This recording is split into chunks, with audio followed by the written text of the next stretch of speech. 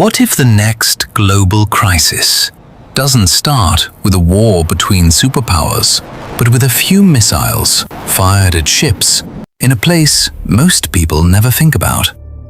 Right now, cargo vessels are being targeted, routes are being abandoned, and something critical is starting to crack. Not loudly, but quietly. So here's the question. Are we watching the early stages of a global trade breakdown in real time? This isn't just about conflict. It's about a system under stress. A system that depends on one thing above all: flow. In this video, we're going to uncover how a series of attacks in the Red Sea could trigger a chain reaction across the global economy. From shipping, to energy, to the price you pay every single day. Because right now, one of the world's most important arteries is under pressure, and if it fails, the consequences won't stay local. Everything starts with geography. A narrow stretch of water, the Red Sea. At its northern edge, the Suez Canal, a shortcut that rewired global trade. Before it existed, ships had one option: go around Africa. Long, expensive, slow. Then, in 1869, everything changed. The canal opened, trade accelerated, distances collapsed, and a new reality emerged. Control the route, control the flow. But there's a catch. This system has no real backup, no equal alternative, only longer, more expensive detours. And history gives us a warning. When this route shuts down, the shock spreads fast. Oil spikes, costs surge, supply chains stretch to the breaking point. But that was the old world. Today's system is tighter, faster, more efficient, and far less forgiving. But here's what makes this moment different. This time, the threat isn't obvious. It doesn't look like a traditional war. It's smaller, messier, and much harder to contain. This is not chaos. It's strategy. Every actor here is playing a different game. First, the Houthis in Yemen. They don't need fleets. They don't need dominance. They need disruption. Missiles, drones, precise, calculated strikes. Cheap to launch, but extremely expensive to defend against. And that's the point. A low-cost attack that creates high-cost consequences. Second, the United States and its allies. Their mission is simple: keep the route alive. Warships patrol the waters. Interceptions happen in seconds. Because if this corridor collapses, the damage won't stay regional. It goes global. Third, Iran. Less visible, but critical. Its strategy isn't direct control. It's influence. Pressure without full confrontation. Shift the balance without triggering a full-scale war. And then, everyone else. Europe, China, India. They're not pulling triggers, but they're deeply exposed.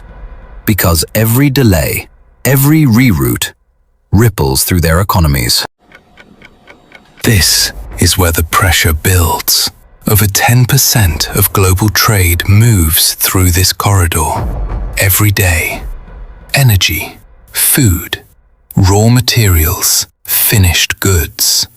Now imagine that flow slowing down, not stopping, just slowing. At first, it looks manageable. A delay here, a reroute there. But the system isn't designed for delays. It's designed for precision. Factories expect parts on time. Stores expect inventory on schedule. Break that timing, and the effects stack up, quietly, relentlessly. This is the hidden vulnerability. Not collapse. Not yet. Just pressure. And pressure is how systems fail. Now the tension. Attacks are happening. Not constantly, but unpredictably. And unpredictability is the real threat. Missiles targeting commercial ships, drones skimming over open water. Each strike sends a signal. This route is no longer guaranteed. Shipping companies are making decisions, fast. Some are pulling out. They're choosing the long way, around Africa, adding up to 2 weeks per journey.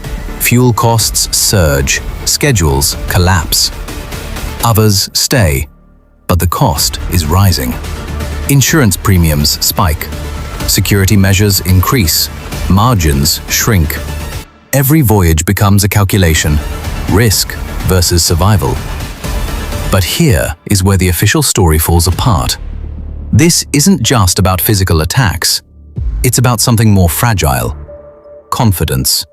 Because once confidence breaks, the system doesn't need to be destroyed. It starts to unravel on its own. Traffic is thinning, not dramatically, but steadily. Fewer ships, more hesitation, and no clear timeline for recovery. And this is the moment everything shifts. Because what started as disruption begins to reshape behavior. Routes change, costs reset, and the temporary becomes permanent. So what happens next? 3 paths, all realistic. Path 1. Contained security increases, attacks decrease, confidence slowly returns.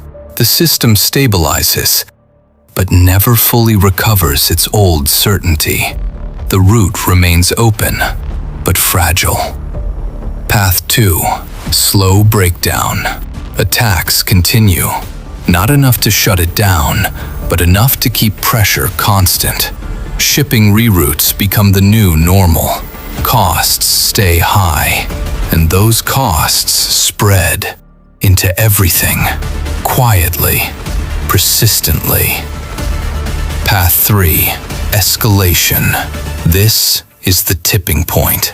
More attacks, more responses, more actors pulled in. The Red Sea becomes an active conflict zone.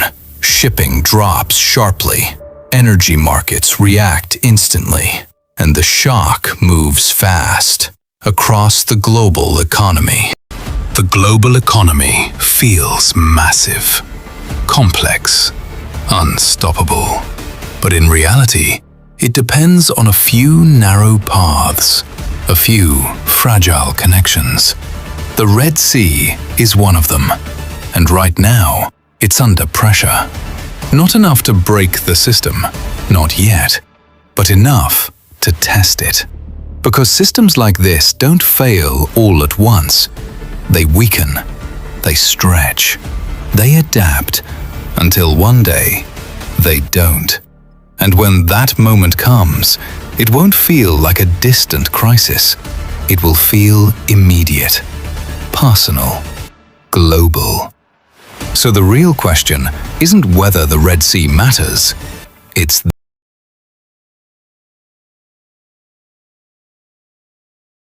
stops holding together.